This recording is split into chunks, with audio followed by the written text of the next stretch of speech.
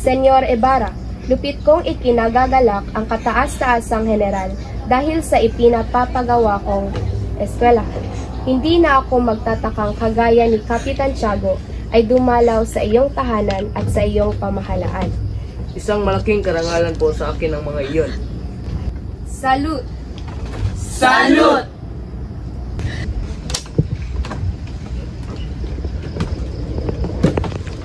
Buenas tardes a todos. Espero que estén pasando un buen rato. Buenas tardes! Buenas tardes, Padre. No lo hagas más. Uupo na kayo. Diyan na po kayo umupo, Padre. Gracias. Bakit hindi niyo ipagpapatuloy ang inyong pag-uusap? Nabanggit lamang po ni Crisostomo ang kanyang napakabuting arkitekto. Aba, talaga namang mahusay ang kanyang napiling arkitekto. Isang eksperto. Eksperto. Ang paaralan ay ginagamitan lamang ng 4 na pundasyon at bubong na gawa sa sawari. Oh, sandali lamang, Padre Damaso. Gusto niyo paninira? Makakarating ba sa langit ang nagbabanal-banalan? Ang nahaluan lamang ng purong dugong Espanyol. Aba akalain mo kung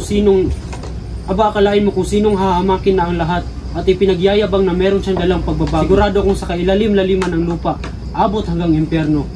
Ngayon pa lang ay pinaparusahan na siya ng ama. Gusto niyo paninira sa aking ama? Crisostomo, huminahon ka! Lumayot kayo at lahat kung ayaw niyo pa madamay. Batid ko kayong lahat na may minamahal lamang. Kung kaya't niyo't ipagtanggol niyo din siya.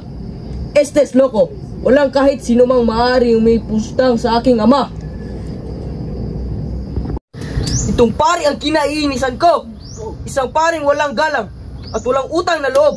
Isa siyang demonyo, nagpapabanal-banal. Siguro naman ay dapat na siyang mamatay. Magdasal ka na lang sa lahat ng santo, Padre. Makikita natin. Clarita! Kung dugo o lusa man ang iaani sa iyo. Crisostomo, tama na! Tama na! Para sa akin, tama na! Maawa ka naman sa kanya! Mahal ko! Utang na loob! Bitawan mo ang kutsilyo! Isipin mo ang ating mga pangarap! Para na ang ating kinabukasan! Maawa ka naman!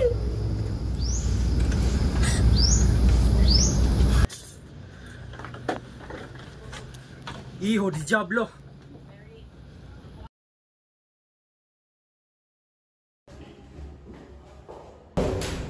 Kamahalan, kung papayagan, nais ka raw pong makausap ni Don Crisostomo Ibarra. Don Ibarra, ang sinasabing nakaalitan ni Padre Damaso? Oo, at ang nakagawa ng excommunion. Sige, papasukin mo siya. Isang karangalan na magkilala kita, Don Ibarra. Napahanga mo po ako sa iyong kapitan. Ang bansang ito, hindi ako tinuturing ng mabuting tao. Tungkol sa inyong alitan ni Padre Damaso, sinisigurado ko sa iyong hindi ka magagalaw ng mga pare hanggat ako ang namumuno ng bansang ito. Gracias, kamahalan. Ngayon ay alam ko na kung bakit ka pinupuri ng iyong kausayan. Pagpalain na ngayon may kapal. Beno, may mahalaga pa akong bagay na kailangan puntahan. Maraming salamat sa iyong pagpunta. Sige po, aalis na din po ako, kamahalan. Maraming salamat din po.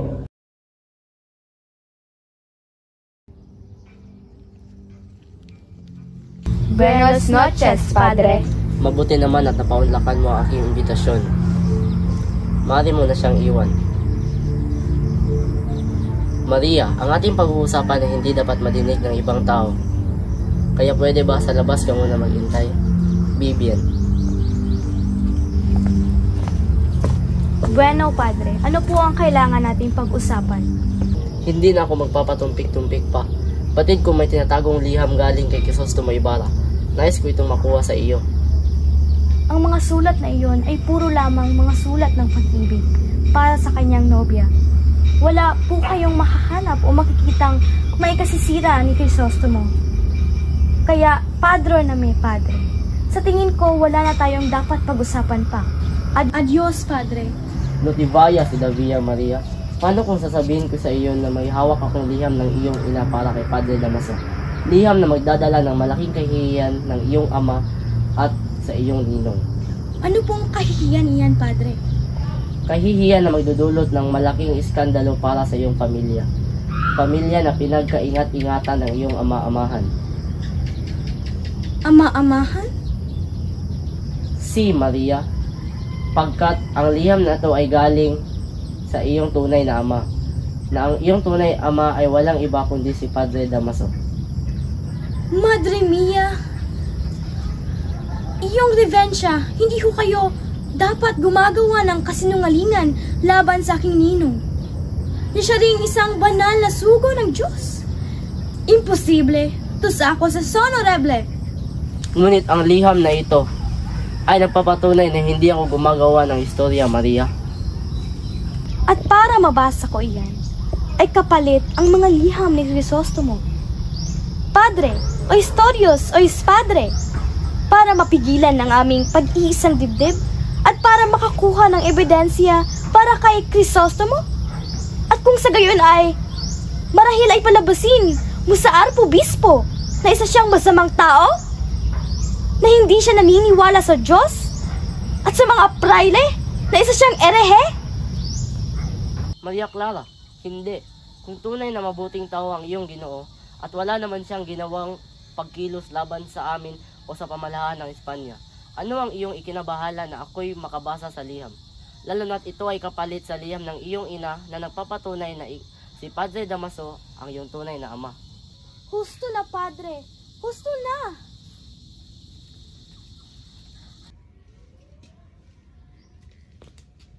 Maria Clara, bakit ka nandito? Alam mo bang pupuntahan pa lamang sana kita sa inyo upang bisitahin ka bago ako lumuwas na Maynila? Ganun po ba aking kinagalang-galang na ama? Maria, bakit ka tumatangis? Kayo po ba ang aking tunay na ama? At kanino naman galing ang basihang impormasyon na iyan, ha? Kanino? Kay Crisostomo ba? Huwag yung idamay si Crisostomo dito. O kanino? Sino? Sino ang naninira sa akin? Huwag niyo pong alamin kung sino ang nagsabi sa akin. Tapatin niyo na lang ako. Kayo ho ba ang aking tunay na ama? Kaya mo ba nilihim sa akin ito? Dahil makasisira ito sa iyo? Sa bagay, kasuklam-suklam ang mga bagay na ito. Huwag niyo na pong alamin kung sino ang nagsabi sa akin. Tapatin niyo na lang ako. Kayo ho ba ang aking tunay na ama? Kaya niyo ba nilihim sa akin ito dahil makasisira sa iyo? Sa bagay, kasuklam-suklam ang mga bagay na ito. Huwag na kayo magtangkang magsinungaling sa akin, Padre. Nasa tahanan tayo ng Diyos. Batid niya ang katotohanan. Kaya, Padre, magsimula ka ng mangumpisal. Padre, solo demide, be mediato. Hindi ito maaaring malaman ni Tiago. Masasaktan siya. Masasaktan si Tiago. Iya, masisira ang pinaghirapan namin para sa iyo. Para mabigyan ka ng magandang buhay. Naiintindihan mo ba, anak? Naiintindihan mo ba? Kung gayon, ikaw ang tunay kong ama? Totoo nga. Numetekes, di ako makapaniwala na aking buong pagkatao ay isa palang malaking pagpanggap at kasinungalingan. Pinalaki niyo ang lahat na may takot sa Diyos. Ngunit ikaw na aking tunay na ama ay isa palang makasalanang praile. Iroloheras de hipokrita, coensena rebondan. Ayoko nang makita at makausap ka, Padre. Sumpain, nawa tayo ng Panginoon.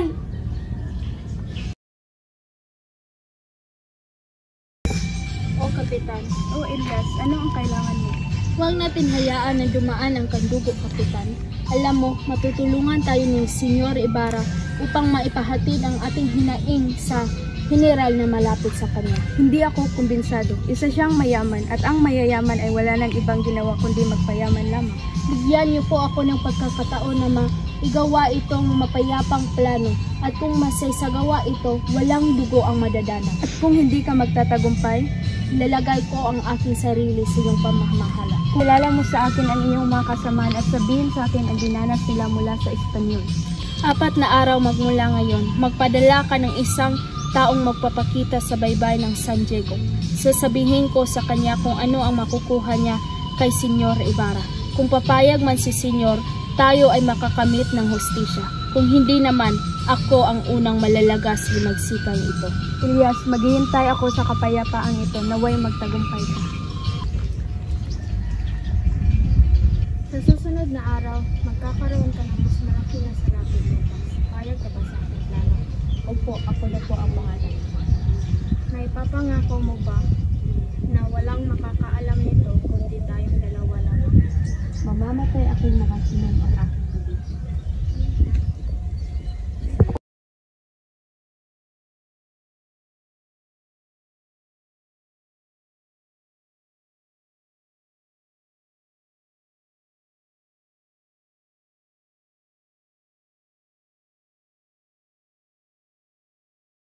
Ang papangit ng mga bahay rito.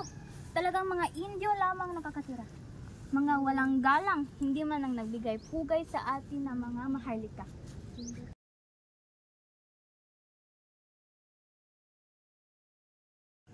Nakakahiya ka sa mga tao. Huwag kang humarang kung ayaw mo tumingapo ng pustiso mo. Kayo? Kinaiingitan ko? At bakit? Naiinggit nga pala ako sa kolorete sa iyong muka. Napakagandang tanaw. Nag-aaway na naman ang dalawang Donya na walang asa. Ano naman kaya ang kinahihinatnan niya? Ang masasabi ko lang sa iyo, Donya Consolacion, hindi ako isang probinsyana na katulad mo. Isa akong sofistikadong tao. Walang alperes na makapasok sa aming bahay kundi sa pintuan lamang. Aba! Excelas pedemas, senyora. Hindi nga nakapasok ang mga alperes sa inyong tahanan, kundi ang mga pilaksyos katulad ng iyong asawa. Aba, talagang ginagalit mo ako. Bumaba ka rito, walang galang. Paraanin mo ako, walang modo. Gusto mo ba talaga ng gulo? Pagbibigyan kita, Senyorita Grosera. Kita mo sila? Walang galang!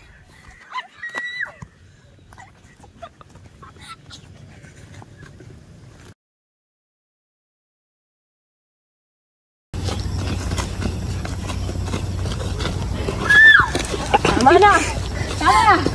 Sus Mario, Sus Consolacion! Ano naman ito? Nakakahiya sa mga tao. Ipagbili mo yan ng mga disenteng damit. Kung wala kayo mabilo, magnakaw kayo sa mga taong bayan. Mga sundalo naman kayo,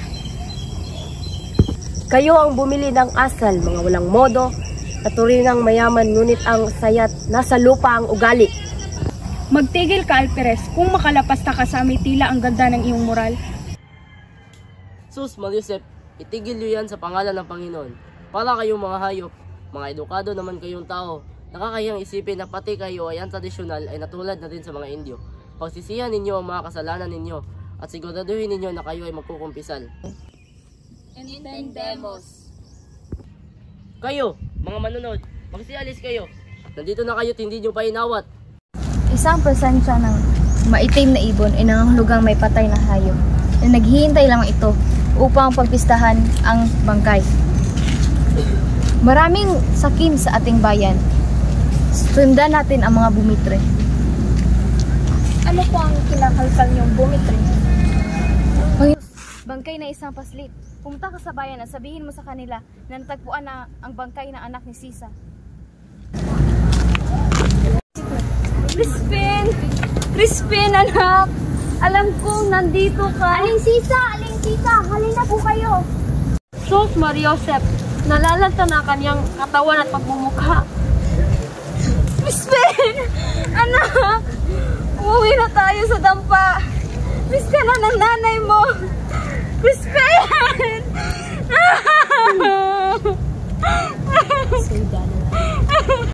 Bubalik na tayo sa ating bahay! Crispin! Crispin! Anak!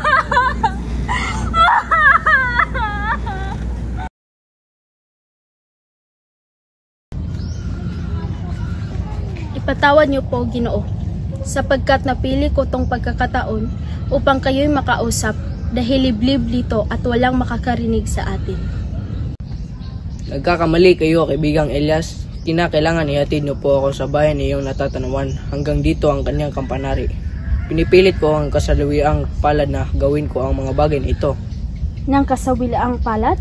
Opo, akalain niyo po sa aking pagparito ay nakakasulubong ko ang alpires na nagpipilit na iari sa akin ang kanyang pagkikipaglakbay. Kinikilala ko po sa inyo ang utang na loob sa inyong paglingap sa akin. Dapat wat sinabi niyo po sana sa kanya ang buong katiwasayan. Bakit at kayo pa?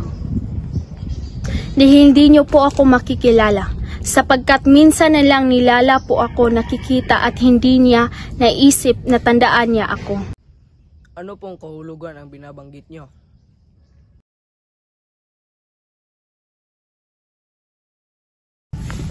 Lubhang malaking pagbabagong utos tungkol sa hukbo at sa mga saserdote, sa mga hukom na tagahatid ang isang paglingap sa pamahalaan. Pagbabago ng plano.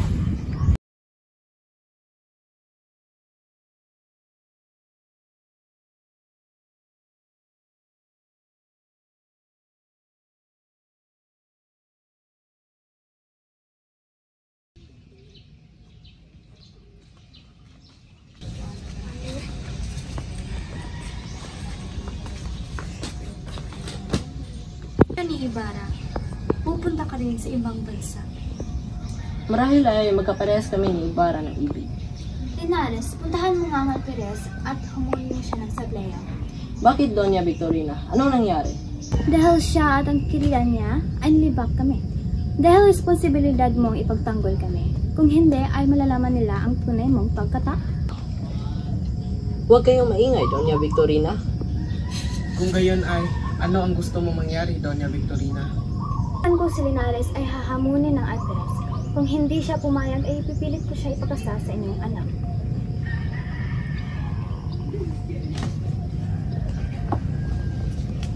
Bakit umiiyak si Clarita? Hindi ko po siya nasabihan sa ating kasunduan na hindi si Ibarra ang kanyang pakakasalan, kundi si Linares.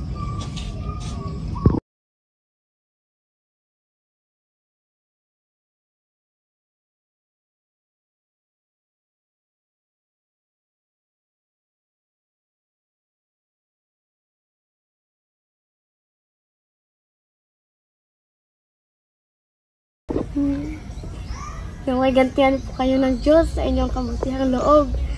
Ngayong Pasko po, gusto ko pong umuwi sa amin para makita ang aking ina at ang aking kapatid. Ngunit, hindi ka pa lubusang magaling at may kalayuan ng iyong bayan. Mahihirapan ka umuwi sa inyo. Tiyak na naghihintay na ang kalooban ng aking ina. Kayo po'y may maraming anak, ngunit dadalawa lang po kami ng aking kapatid. Babalik po ko dito at isasama ko po ang aking kapatid.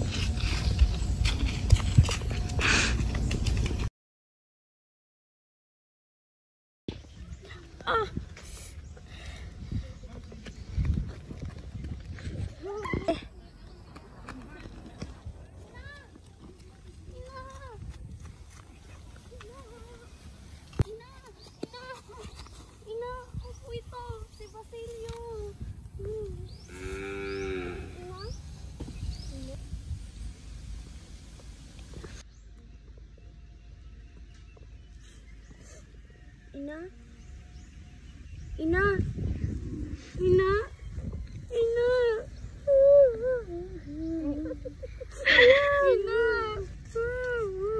Ina? Ina? Ina?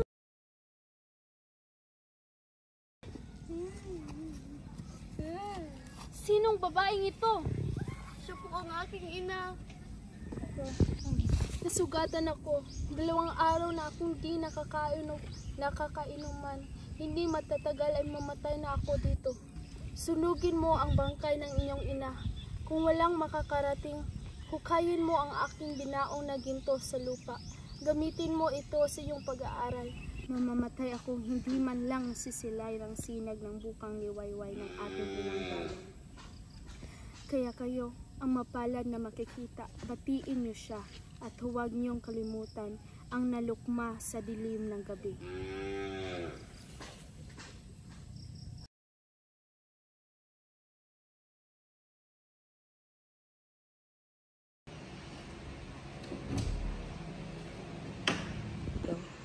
Clarita, may pinadalang kwenta sa sulat ang Senyor Alperes para sa iyo. Salamat.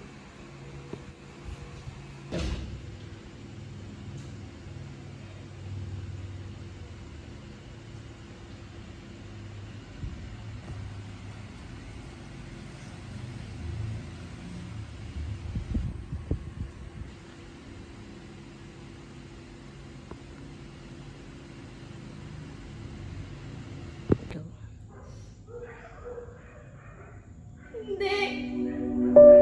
Crisostomo! Hindi! Hindi! Hindi! Crisostomo! Hindi mo ako nabayaan mo! Paano ang ating pagpapahan? Hindi! Crisostomo!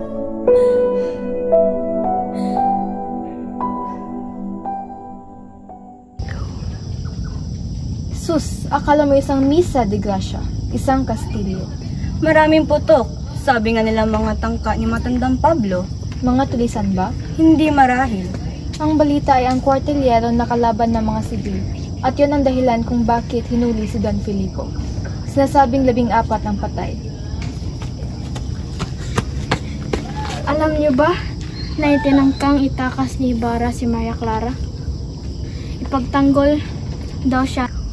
At nakita ko sa burnal si Ibarra, Kapitan Tiago at Don Filipo. Katulad ng alam nyo, ipapakasal daw si Maria Clara sa binatang Kastila. Dinamdam naman ito ni Ibarra. Papatayin niya daw ang mga kura at ang mga Espanyol. Buti na lang at wala ang kura sa kumbento. Dahil isinugod ito ni Crisostomo. At alam niyo ba alam niyo ba na sinunog daw nila kagabi ang bahay ni Crisostomo? Ay talaga? Oo, at kung siya'y nahuli, siya mismo ang susunogin. Naku, Diyos ko.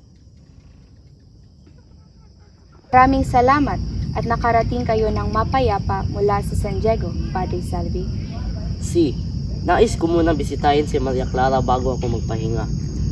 Tila ay matagal na siyang hindi nakapagkumpisal.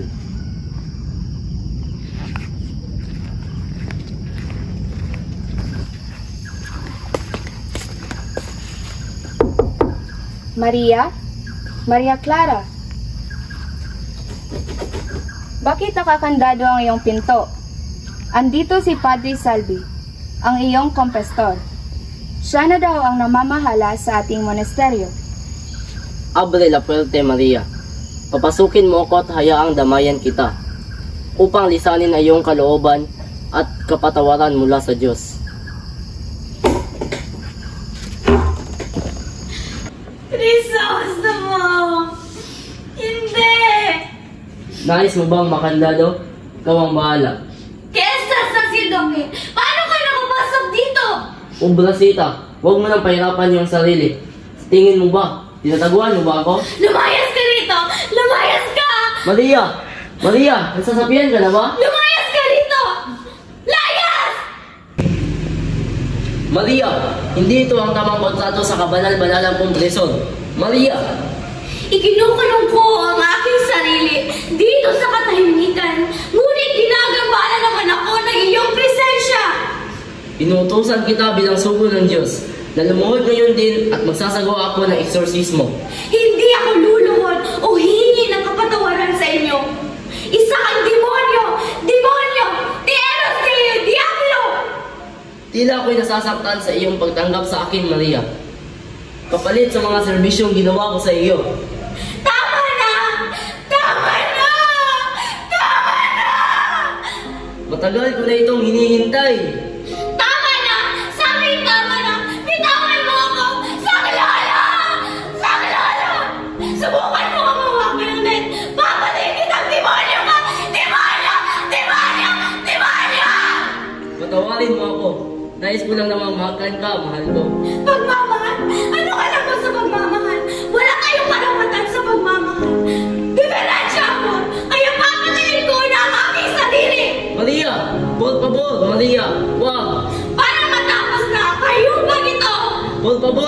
Maria, huwag mo yang gagawin. Para matapos na itong sumpa sa akin! Maria, huwag mo yang gagawin.